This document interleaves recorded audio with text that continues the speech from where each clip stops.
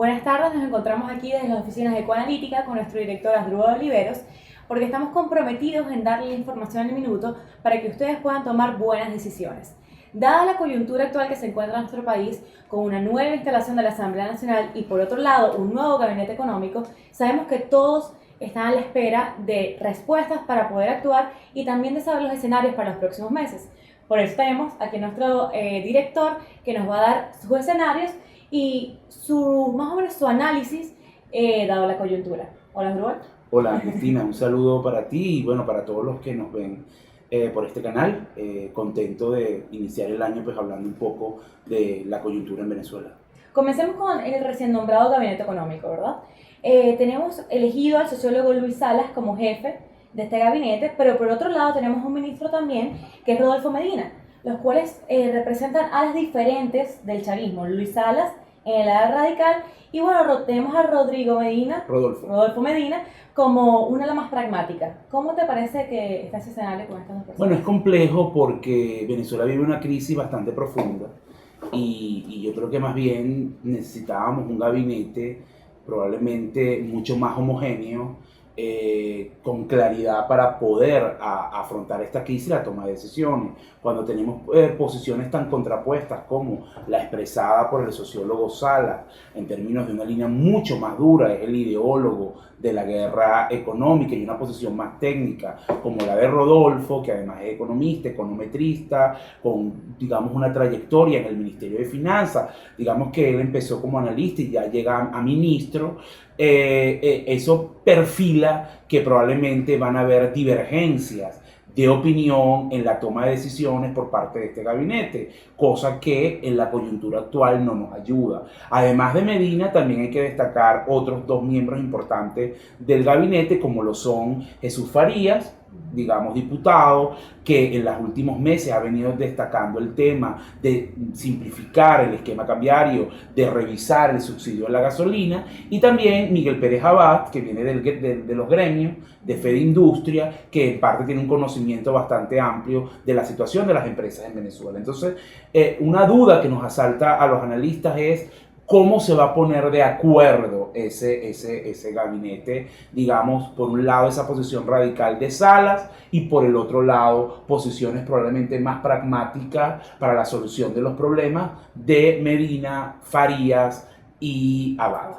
Bueno, entonces dado este panorama de quizás un conflicto de ideologías que puede haber quizás o de formas de hacer las cosas en el gabinete económico, ¿qué consecuencias a corto plazo económicas podemos esperar para el país dado este gabinete? Mira, lamentablemente, además del problema del gabinete, hay que resaltar dos elementos que van a estar en la crisis, ¿no? El primero de ellos es el tema de la crisis institucional, que yo creo que está empezando a aflorar en Venezuela. Un parlamento controlado por la oposición y bueno, las diferencias que están ya empezando a surgir con respecto al poder ejecutivo y de árbitro el poder judicial, ¿no? En este caso el Tribunal Supremo. Eso tampoco ayuda a la solución de la crisis. ¿Por qué? Porque entonces el problema político va a estar por encima de la solución de la crisis económica y social que está padeciendo en Venezuela. Entonces, es un elemento que, pues, digamos, genera muchísima preocupación.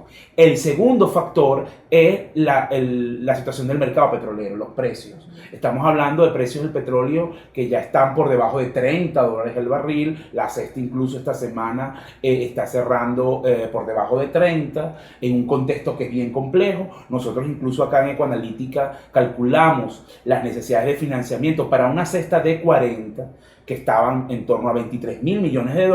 Imagínense con un valor más bajo. Entonces, en un contexto de problemas de liquidez, de limitaciones para acceder al financiamiento internacional, el problema económico es bien complejo. Lamentablemente, entonces, eso nos prefigura un 2016 donde la crisis económica va a seguir estando presente y probablemente el país va a terminar con contracción, como ya lo hizo en 2014 cuando cayó 4%, en 2015 cuando cayó, según nuestros estimados, 9,2%, y con una elevada inflación. El año pasado, pues esta cerró en torno a 223%.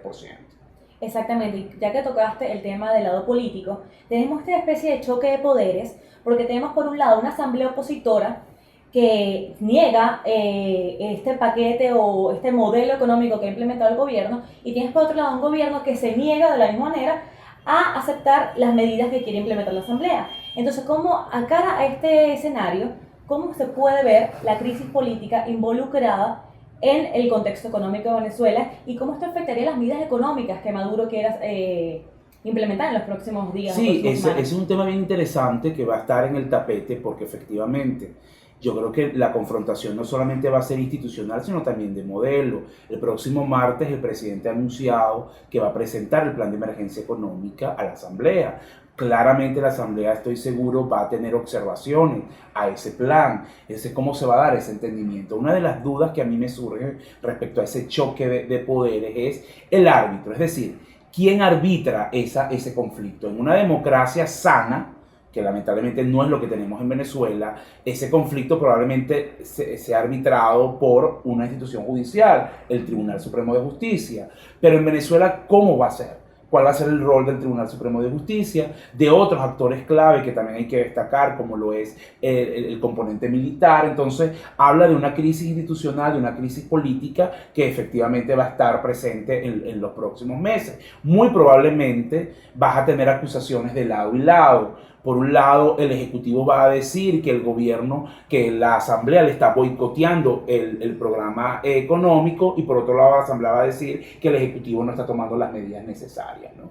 Bueno, y en este caso, ¿qué propondría Ecoanalítica como tal, o qué proponemos, de medidas económicas para solucionar esta crisis independientemente de lo que haga la oposición o el chavismo? Nosotros ante esta crisis, ¿qué proponemos para salir más exitosamente de ella? Mira, yo creo que nosotros, la crisis debe atacarse en 5 áreas principalmente, empezando por allí, ¿no?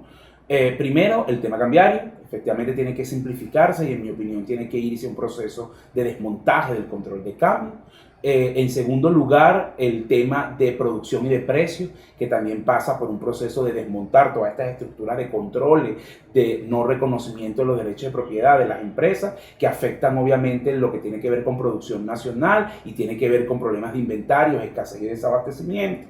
En tercer lugar, el tema fiscal. Este es un gobierno o un Estado que tiene un déficit de 20 puntos de PIB. Eso no puede seguir. O sea, cualquier medida económica va a fracasar en un contexto donde no hay disciplina fiscal. El cuarto punto, que también tiene que ver incluso con ese elemento fiscal, es una revisión del tema de subsidios que existen en Venezuela, destacando el subsidio a la gasolina, que es un sinsentido por ser un subsidio regresivo. Y por último, y no por decirlo de último, menos importante, el tema de, digamos, medidas compensatorias, la política social. Todo programa de ajuste, y mentiríamos si decimos lo contrario, tiene efectos sobre los sectores más vulnerables. Entonces también hay que diseñar políticas que mitiguen los impactos de ese programa en esos sectores. Sobre todo, como hemos dicho, que llegamos a un punto que no hay regreso. Exactamente. Entonces, toda política que vayamos a hacer va a tener un impacto fuerte en lo social. Sí. Y como aunado a esto, está pasando algo en paralelo. Está pasando esta crisis en el gobierno, crisis de choque de poderes con la oposición, pero ¿qué puede hacer la gente? ¿Qué pueden hacer los empresarios para mitigar los efectos de esta crisis que, por lo que estamos viendo en 2016, se va a acentuar? Mira, lo que nosotros hemos llamado, y por ahí se conoce como la manito, ¿no? De los 5 puntos para las empresas. En primer lugar, es clave en 2016 cuidar el flujo de caja. En segundo, el tema del capital humano. Tercero, tener flexibilidad para incursionar en otros negocios. De cuarto punto, las empresas también tienen que empezar a buscar mecanismos de generar divisas, porque eso va a seguir siendo un bien que va a estar escaso. Y por último, cuidar la marca y cuidar la cuota de mercado, que son los puntos principales. En el caso de la gente, es muy importante, en primer lugar, sobre todo si tenemos un empleo formal, cuidar el empleo. Eso es un tema clave, porque no es tan fácil ahora cambiar de trabajo. Hay que ser muy estricto con la planificación financiera de los gastos. Y también, en cierta forma, es una excelente oportunidad para aprender, para hacer cursos, para estudiar. En estas crisis eso es un punto clave. En Venezuela todavía hay buenas maneras de, digamos, de crecer en lo profesional, no son tan costosas, y la gente también deberá mirar esto en este momento. Muchas gracias, Asdrúbal. Espero que a nuestros clientes y a todos los que nos están escuchando les haya gustado este análisis de la coyuntura.